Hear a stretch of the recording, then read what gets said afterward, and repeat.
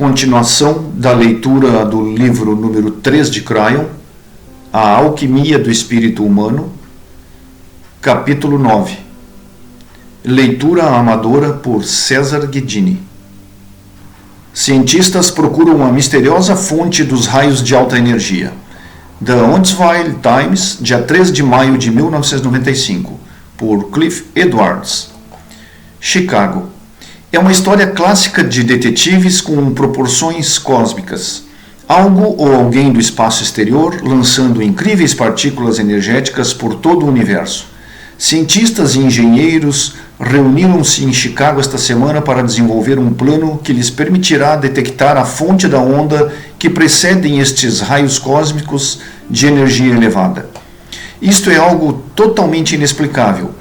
Aprendemos muito sobre o céu e o cosmos, mas isso é um quebra-cabeças, disse o prêmio Nobel James Cronin, físico da Universidade de Chicago.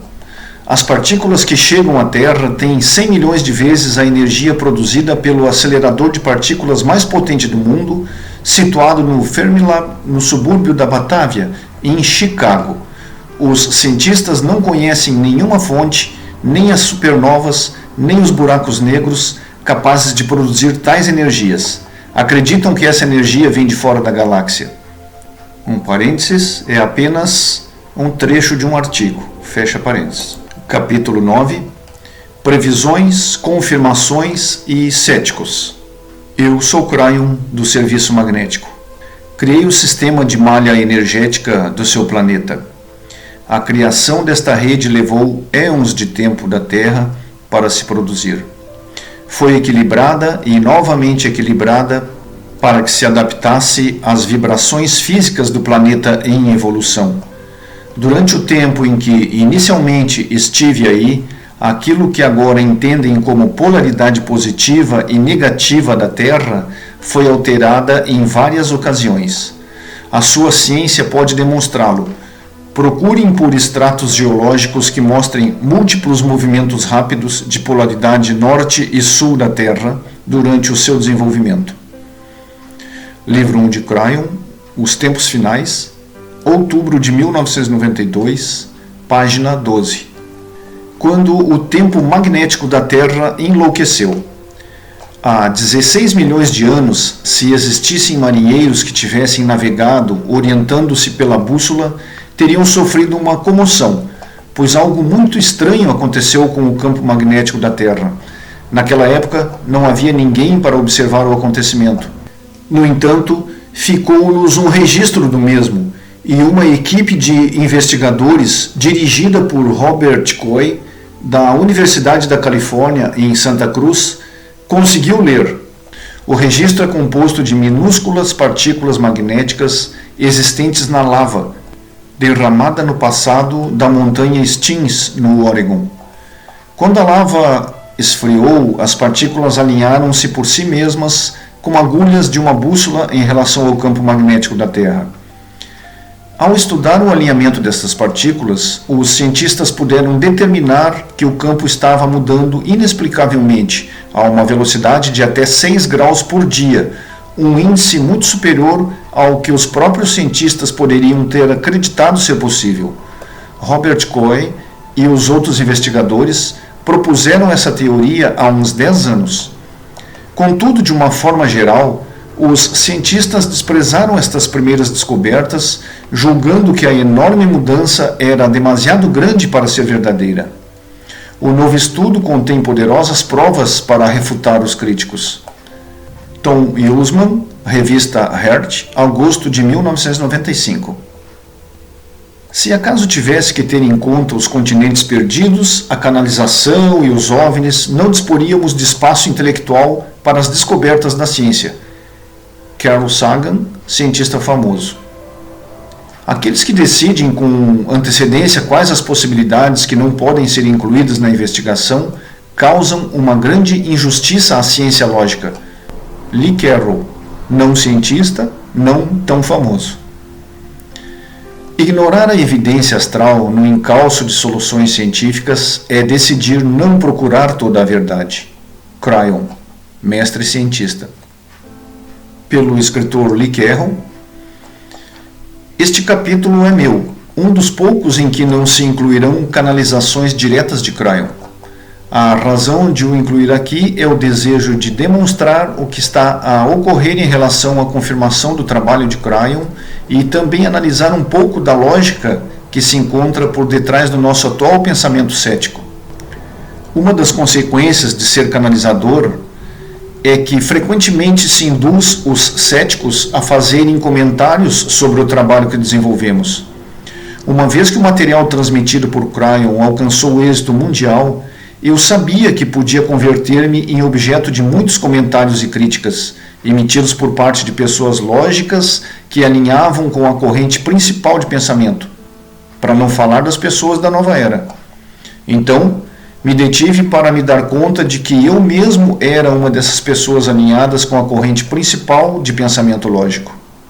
Pedi: Cryon, dá-me algo que confirme todo esse material estranho. E poderias fazê-lo neste século? A minha ideia era que, se eu pudesse receber uma corrente de confirmações provenientes da comunidade científica em relação a algumas das mais estranhas previsões de Cryon, me sentiria uma pessoa muito feliz, mesmo alinhada com a corrente principal do pensamento lógico. Sabia igualmente que, por ironia, isso também ajudaria a convencer alguns dos céticos da nova era que se tinham apegado aos paradigmas da velha energia e que se mostravam muito receosos perante o novo tipo que canaliza. Na realidade, os ataques mais pesados provinham precisamente dos trabalhadores metafísicos da velha energia que se sentiam extremamente confortáveis na forma como as coisas eram. Foi-lhes difícil aceitar o implante neutralizador, a cocriação, a autocura e muitos dos novos dons do espírito, visto que os velhos conceitos metafísicos tinham sido válidos durante muito tempo. Alguns metafísicos, juntamente com muitos cristãos, decidiram que Cryon provém do lado obscuro e, portanto, temem estas mudanças.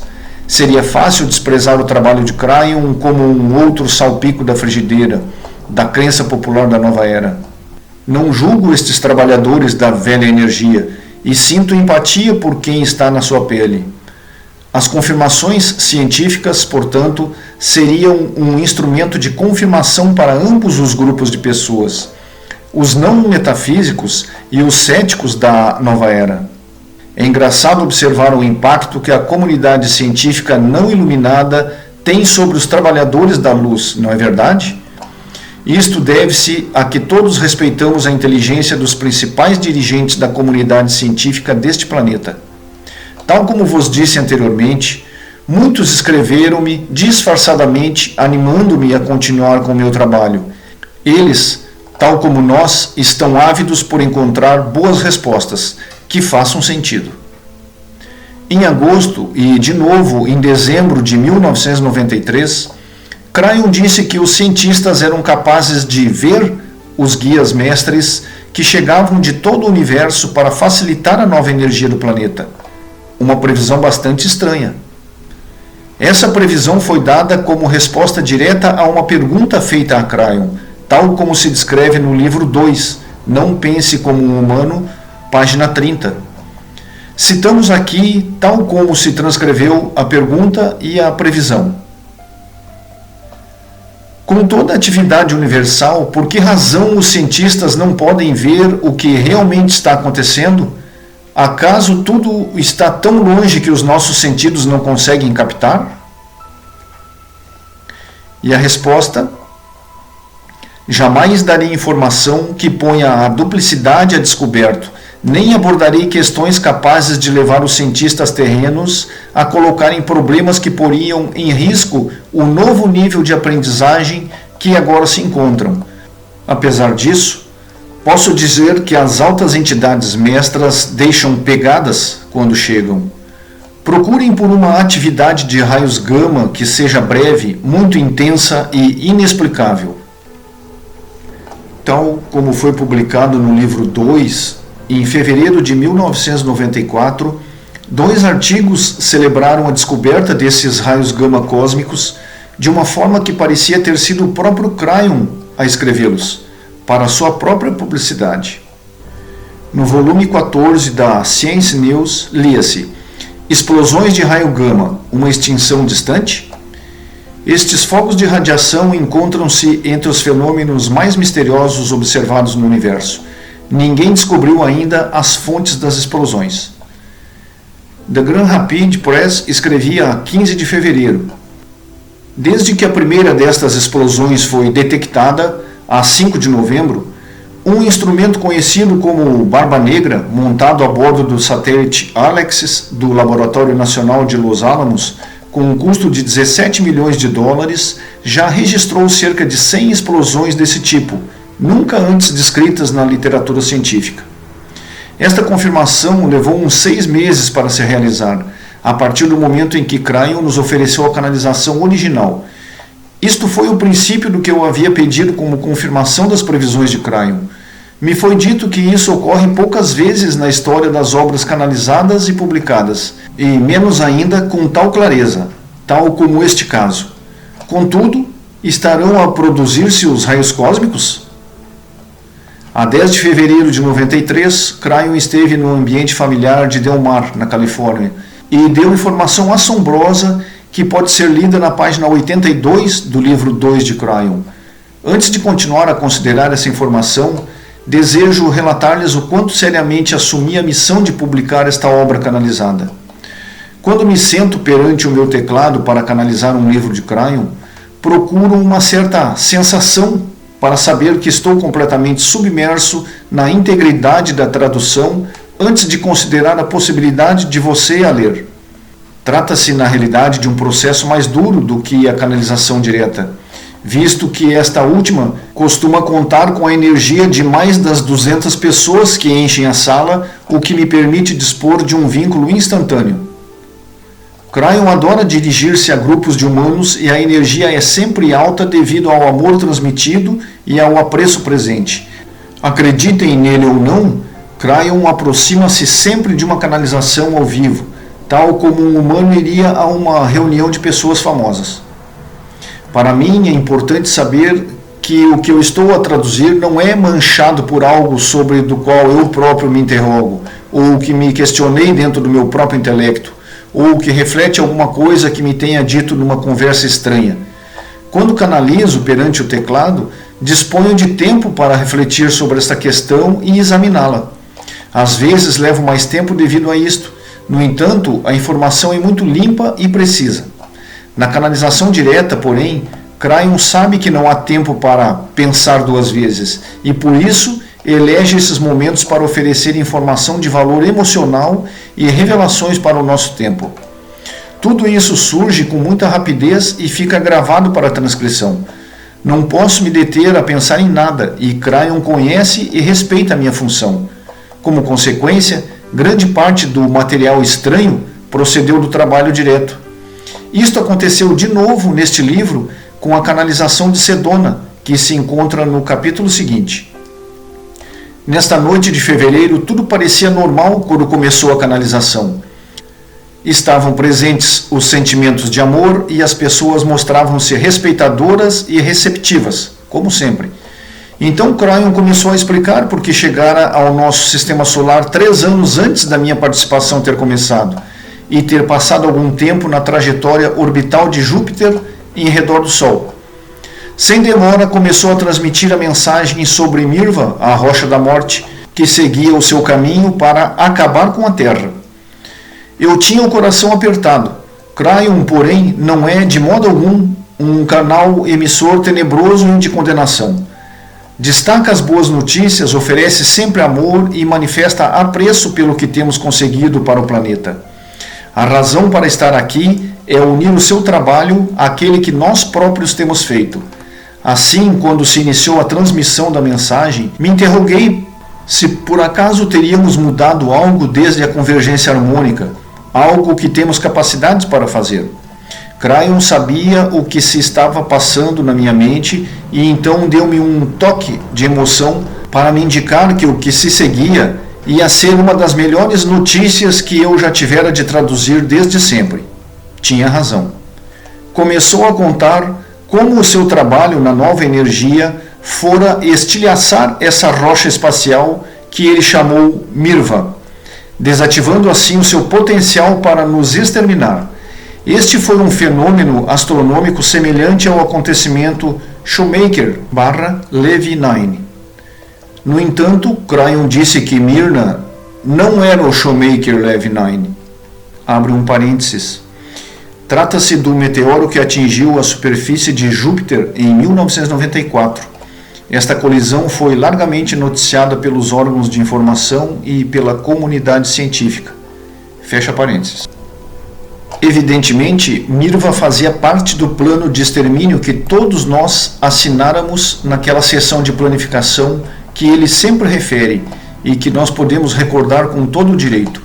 As palavras que Cryon empregou foram as seguintes: por isso estou agora perante vocês, rejubilando-me com o fato de Mirva, a rocha da morte, de 1 quilômetro de diâmetro, ter sido feita em pedaços. Isto não é nada misterioso. Há exemplos precedentes para o que aconteceu com Mirva, pois os seus cientistas já observaram o mesmo fenômeno anteriormente com as trajetórias de outros asteroides. Meu coração expandiu-se com a onda de emoção produzida por essa mensagem de Cryon e quase me foi impossível continuar. Na sala, ninguém se deu conta do que ali se passou naquela noite, pois a notícia não se referia à existência de uma rocha no espaço, mas sim ao incrível trabalho que tínhamos feito nós mesmos para permitir a sua destruição e a honra que por isso nos era devida. A notícia não era que Cryon tivesse feito isto ou aquilo, mas sim nós. Analisando cientificamente esta mensagem, Cryon estava dizendo que Mirva se encontrava na órbita de Júpiter em volta do Sol. Além disso, convertera-se em fragmentos num cenário semelhante ao que assistimos com o Shoemaker-Levy 9. De fato, estou convencido de que pudemos ver o Shoemaker-Levy 9 para que nos fosse possível compreender em primeira mão o tipo de processo natural que Cryon desencadeou em relação a Mirva. Se não tivéssemos visto o Shoemaker-Levy 9, a fragmentação do Mirva não teria sido mais do que outro mistério insondável para os cientistas de como Cryon fora capaz de fazer tal coisa. Agora que já vimos isso em tempo real, é um fato aceitável que um cometa ou asteroide pode decompor-se por ação das forças gravitacionais naturais e podemos vê-lo justamente na zona onde Cryon disse que estava. Me senti muito honrado pelo fato de, 7 meses mais tarde, ter sido publicado no San Jose Mercury News o artigo que se inclui mais adiante, distribuído pela Reuters, uma agência europeia de notícias. Me senti honrado porque tenho agora a oportunidade de partilhar isso com vocês nas páginas deste livro e não ter de esperar outro ano até que se publique o livro seguinte de Cryon. Vejam o que dizem os cientistas no artigo que se segue. Estes são os fatos, ponto por ponto. Número 1. Os cientistas descobriram um cometa que seguia uma trajetória considerada ameaçadora para a Terra. 2. Depois, viram que se fragmentara. Abre um parênteses em 5 pedaços e, numerologicamente, é o número da mudança. Fecha parênteses. Número 3. Verificaram que a influência de Júpiter afetaria a trajetória final. Número 4. As trajetórias atuais demonstram que os fragmentos deveriam evitar um impacto com a Terra. Por acaso teria sido Cryon escrevendo esse artigo? Eu assim acredito. Foi maravilhoso ver, uma vez mais, não só a confirmação de uma previsão de Cryon, mas também que a decomposição numerológica da palavra Mirva e o nome científico que se lhe deu, Marshalls 2, eram idênticos. Em inglês, ambos os nomes se decompõem num 7, que é um número espiritual. Segue o artigo sobre Mirva. San Jose Mercury News, domingo 11 de setembro de 1994. Destino: Terra? Observadores afirmam que se consegue ver os fragmentos de um cometa recentemente descoberto. Reuters. Londres. Os astrônomos estão observando cuidadosamente os fragmentos de um cometa recentemente descoberto que alguns acreditam ser potencialmente ameaçador para a Terra, informou o Sunday Telegraph de Inglaterra. O novo cometa, conhecido como Mesh House 2, foi descoberto no mês passado por um astrônomo norte-americano. O cometa precipitava-se em direção ao Sol, mas quando outros observadores dirigiram os seus telescópios para o objeto, descobriram que o cometa se havia fragmentado, tal como acontecera com o cometa Shoemaker-Levy 9, que alcançou Júpiter em julho. No sábado tinham sido detectados 5 fragmentos, todos eles seguindo uma trajetória que os situaria dentro da órbita da Terra.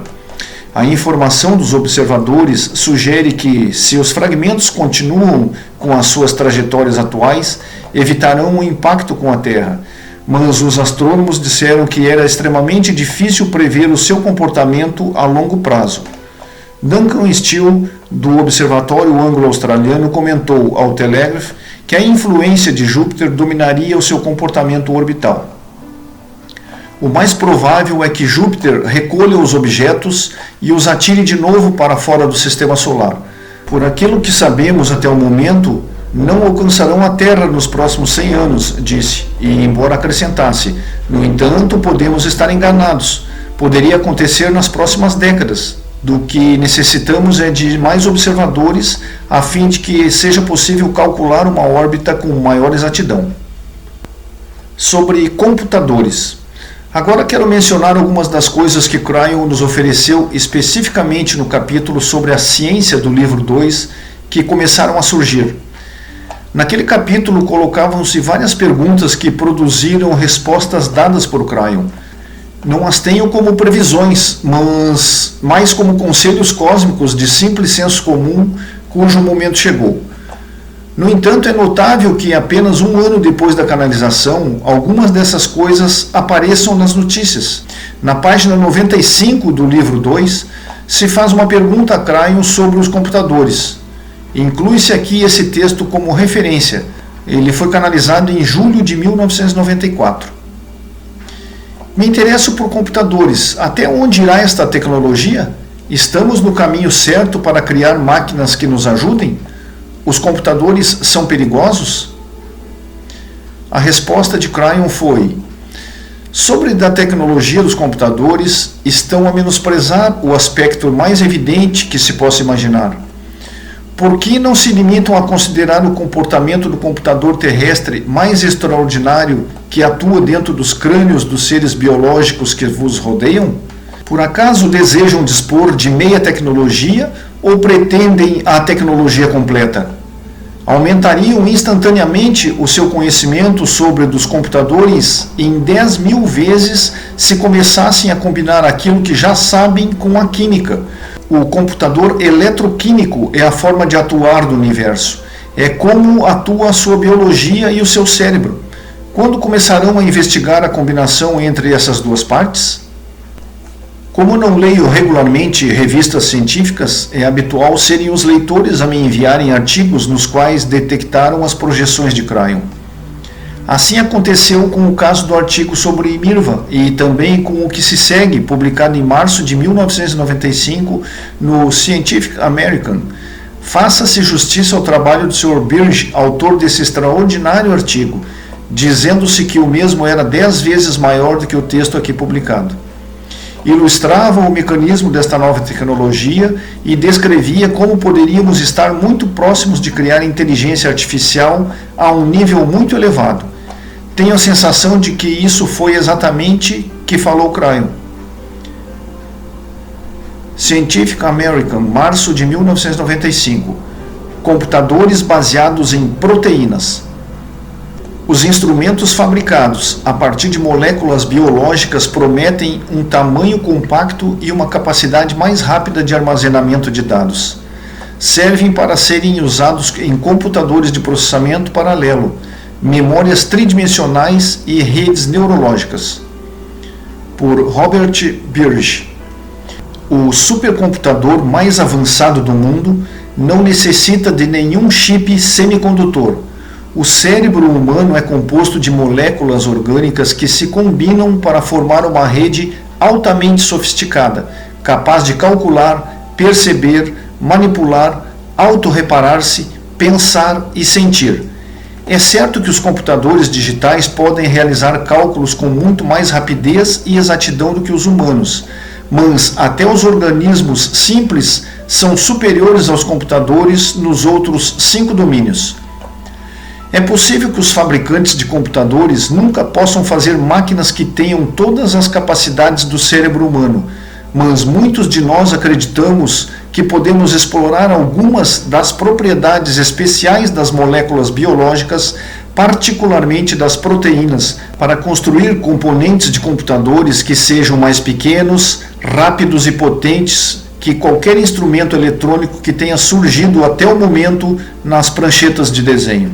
Embora no mercado não exista ainda componentes de computadores feitos inteira ou parcialmente de proteínas, os atuais esforços internacionais de investigação estão conseguindo progressos excitantes. Parece razoável prever que a tecnologia híbrida, que combine os chips semicondutores e as moléculas biológicas, passará do âmbito da ficção científica ao da aplicação comercial, dentro de relativamente pouco tempo. Os cientistas soviéticos foram os primeiros a reconhecer e a desenvolver o potencial da bactéria Rhodopsina para a informática, como parte do que se denominou o projeto Rhodopsina. Yuri Ovchinovich obteve um bom financiamento para esta investigação, graças à sua capacidade de convencer os líderes militares soviéticos de que, com a exploração da bioeletrônica, a ciência soviética poderia ultrapassar o Ocidente na tecnologia dos computadores. Muitos dos aspectos desse projeto ambicioso continuam a ser considerados como segredos militares e é possível que nunca venham a ser revelados. Não se publica aqui o artigo completo. Sobre detritos nucleares. Encabeçando a minha lista de desejos relativa às previsões e projeções de Cryon, encontra-se a nossa capacidade para eliminar os detritos nucleares. Cryon falou do tema no livro número 1 e no livro número 2, em resposta a uma questão colocada no capítulo da ciência. Pergunta: nos escritos anteriores, disse que os nossos resíduos nucleares constituíam um dos principais perigos que enfrentávamos presentemente. Estes resíduos parecem ser permanentemente indestrutíveis e voláteis. O que podemos fazer em relação a este assunto? E a resposta de Cryon: a verdadeira resposta deveria ser evidente. Estes resíduos têm de ser neutralizados. Já falei disso em canalizações anteriores, mas desta vez ampliarei a informação. Há muitas formas de neutralizar esses resíduos, mas a única que atualmente está ao alcance da sua tecnologia é bastante simples e pode ser utilizada. Deveriam virar-se imediatamente para a biologia da Terra. Pesquisem os micro-organismos que já conhecem e que são capazes de consumir essas substâncias ativas, tornando-as inofensivas. Utilizem o conhecimento científico para os cultivarem, para aumentarem o seu número e a sua eficiência, a fim de devorarem esses resíduos. Tenho a satisfação de informar que se está trabalhando atualmente nesta solução, aparentemente milagrosa para os detritos da Terra. E faça exatamente dessa forma. Pelo que tenho percebido, há várias empresas ativas de tecnologia de ponta que estão desenvolvendo micro-organismos que se ocupam de todo tipo de detritos do planeta. Esta tecnologia é denominada de biorreparação.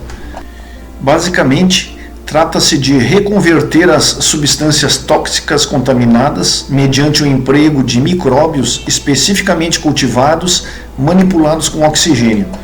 Isso já teve como resultado reconverter um terreno contaminado, como consequência de fortes maus-tratos recebidos, num terreno fértil sem produzir efeitos residuais químicos perigosos. E, a propósito, alguns mostraram-se interessados em saber qual a cidade cujo nome começava por H, aquela que Cryon referiu no livro número 2, como sendo o ponto crítico para uma instabilidade potencial dos detritos nucleares. Posteriormente à publicação do livro 2, acreditamos ter identificado esta cidade na zona nordeste dos Estados Unidos. Trata-se de Hanford, no estado de Washington. Sobre o cinturão de fótons. O livro, cujo título é Está-se a Converter num Humano Galáctico, de Virginia Essene e Sheldon Needle, esteve na lista de best-sellers dos distribuidores durante vários meses e, no momento em que escrevo, ainda se mantém. Merece ter alcançado este lugar, pois trata-se de fato de um extraordinário trabalho canalizado. Em todos os seminários que realizamos, aconselhamos os interessados a ler este livro.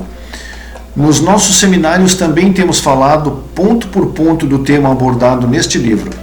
Tenho a sensação de haver muitos pontos de contato entre o material de Cryon e o trabalho de Sheldon.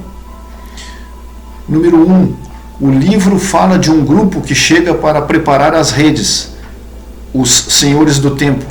Creio ser o grupo de Cryon. Número 2. O livro não prevê uma mudança polar física na Terra. A mensagem básica de Cryon é essa. Número 3. Ambos falam de um caminho completamente novo para o planeta. Número 4. Ambos nos advertem de que não devemos confiar nos que se dizem os Zeta. Número 5. No livro de Sheldon são mencionados inclusivamente os raios gama, que no livro 2 de Cryon foram confirmados pela ciência. Número 6. À margem do potencial de coisas aterradoras no futuro, Sheldon e Virginia tratam a informação basicamente como boas notícias para todos nós. No entanto, e pelo contrário, Cryon nunca mencionou o cinturão de fótons ou os prolongados cenários dia, noite, que, segundo o livro, está-se a converter num humano galáctico, que estariam se avizinhando rapidamente. Cryon refere que estas redes são vitais para nós, e Sheldon diz que estão a serem retiradas e a ser substituídas por uma bolha de proteção. Cryon diz coisas positivas sobre os pleiadianos, enquanto que no referido livro se publicam algumas notícias negativas sobre eles. Como desejava saber como reagir a tal informação aterradora, pensei em perguntar a Cryon, e assim se inicia esse cenário tão familiar em que pergunto a Cryon algo específico e potente, mas não acontece nada. O tratamento do silêncio. Isto costumava me aborrecer, mas agora já percebo o funcionamento do espírito quando não recebo resposta.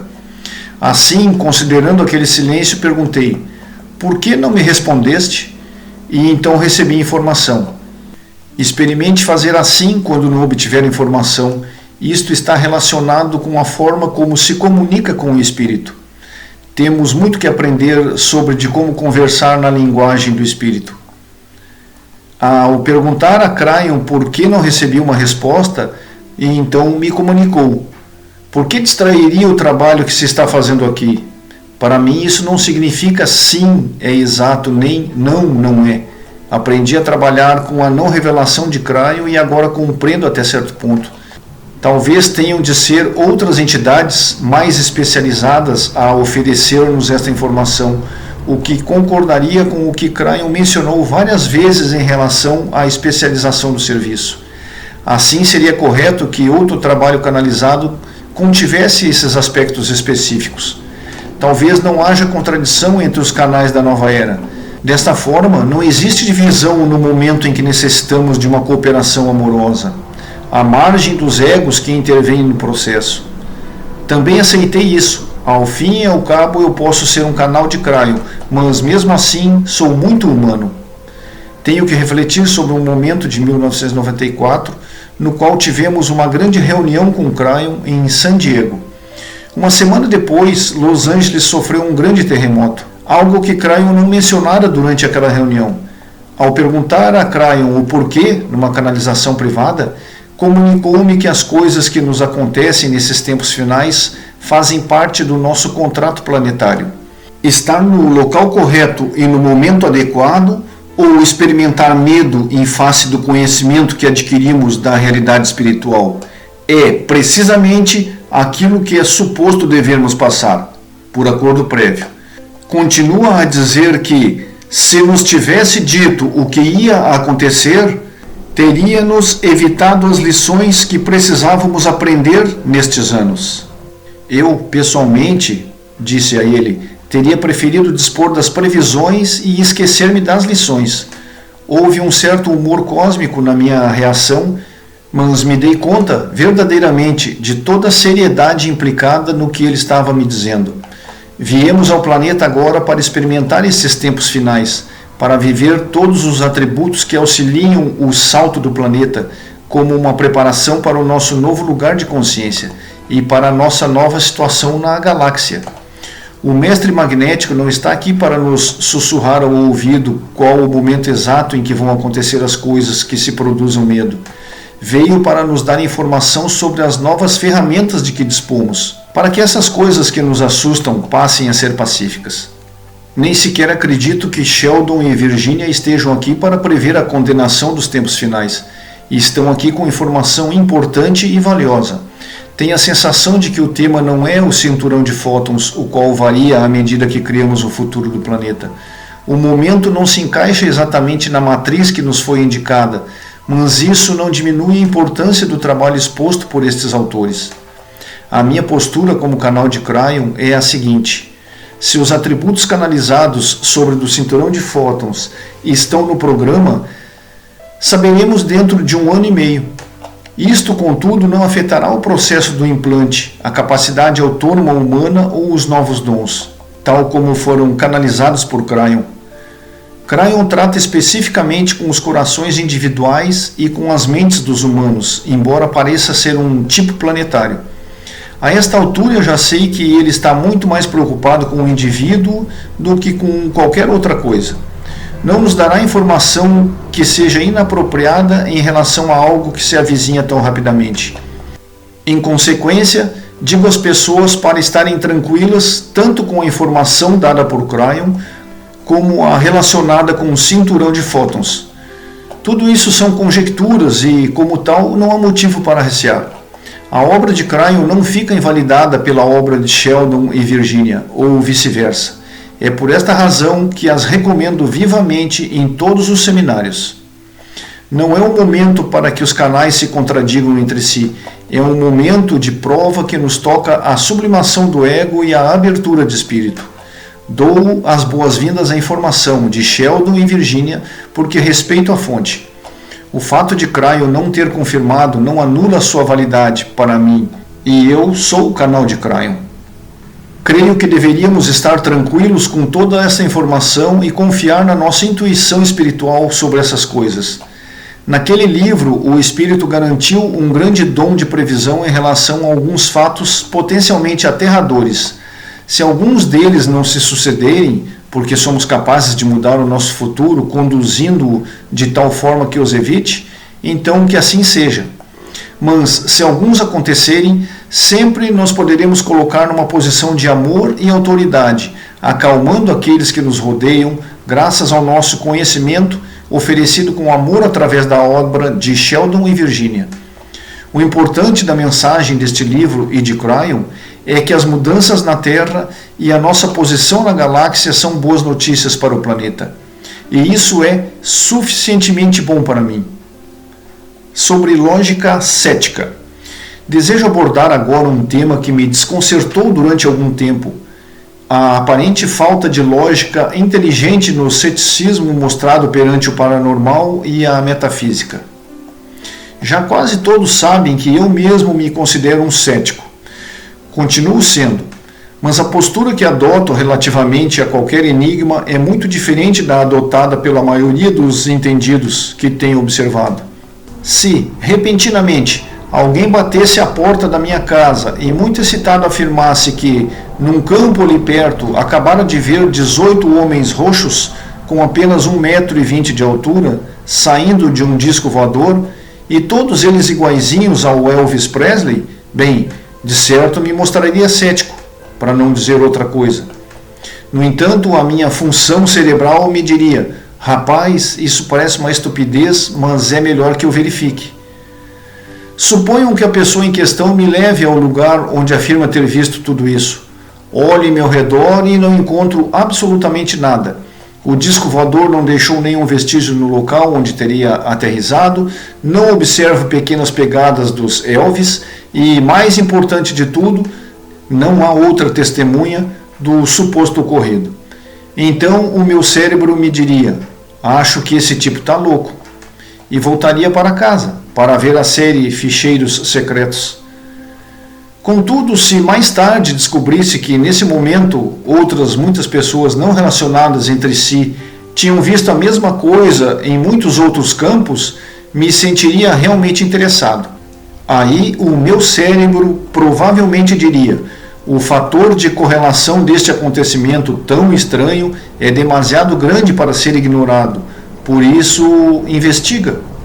A minha cabeça aumentaria consideravelmente e desejaria estudar esse tipo de fenômenos. Sempre abordei os enigmas lógicos desta maneira.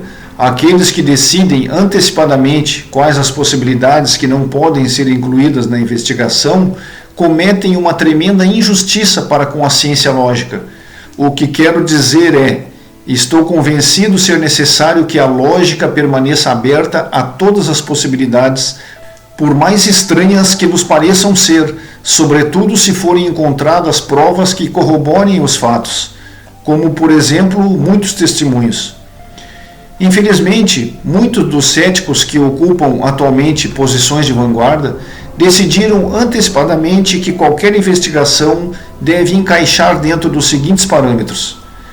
Letra A.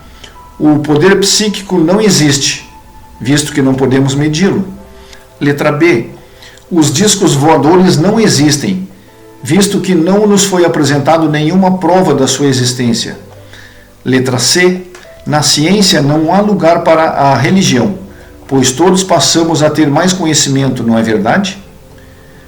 Ao meterem os narizes no paranormal, os cientistas dão uma piscadela de olho entre si para descartarem qualquer possibilidade de a ciência vir a investigar seriamente essa questão.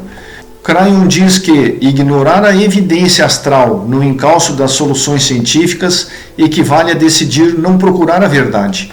Na minha opinião, um verdadeiro cientista tratará de separar o real do irreal e se deixará absorver pelos dados que mostrem ser verdadeiros fatores de correlação, que não podem ser ignorados. Separar a visão dos Elvis das experiências de quase-morte talvez seja algo difícil para o cientista sério.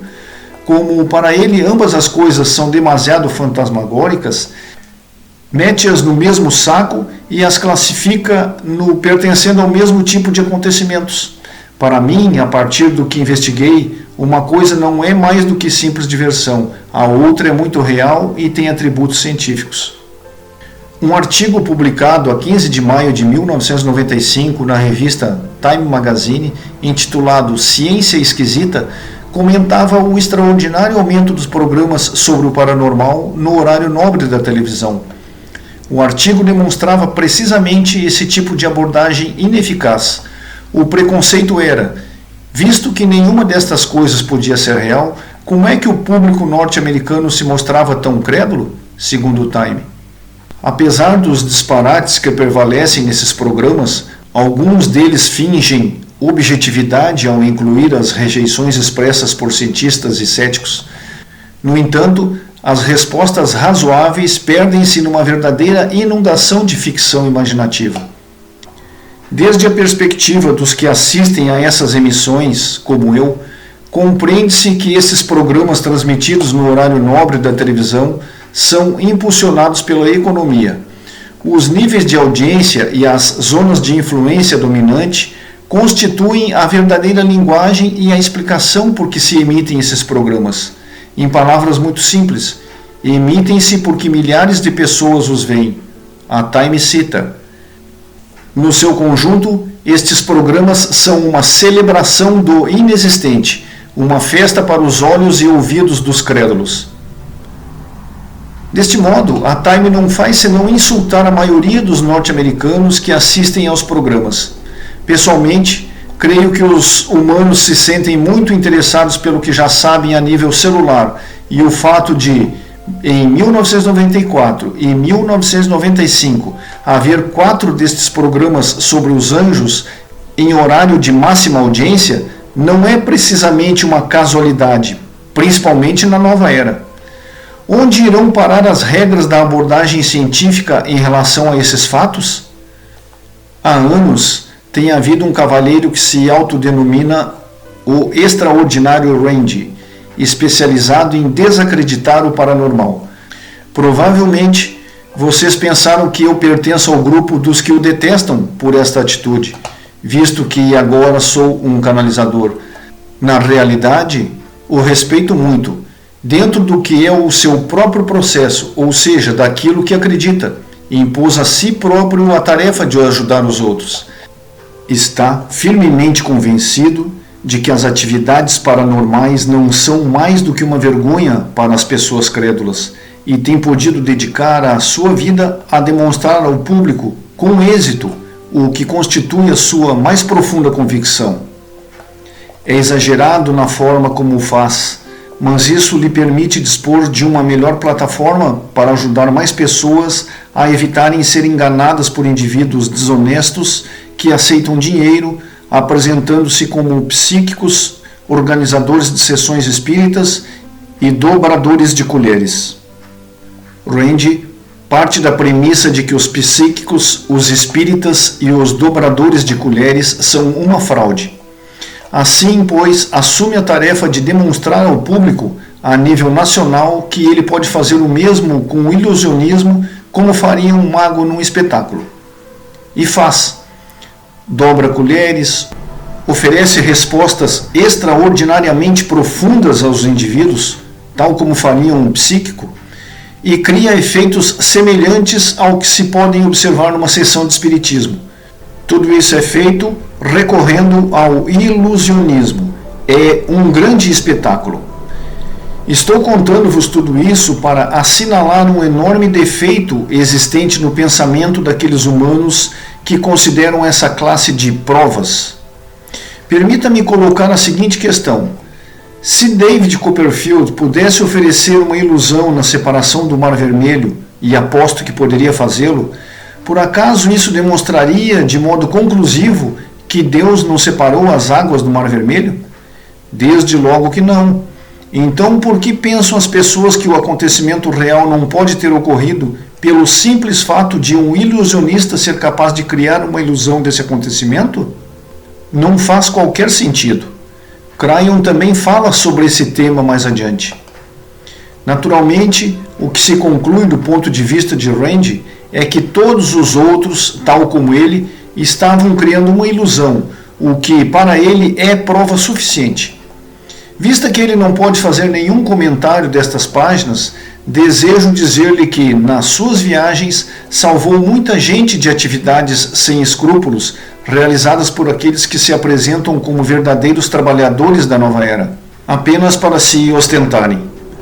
Assim, pois, contemplem as suas atividades sob uma luz de amor, e se darão conta de que a missão deste homem é realmente humanitária, e isto é algo que eu venero.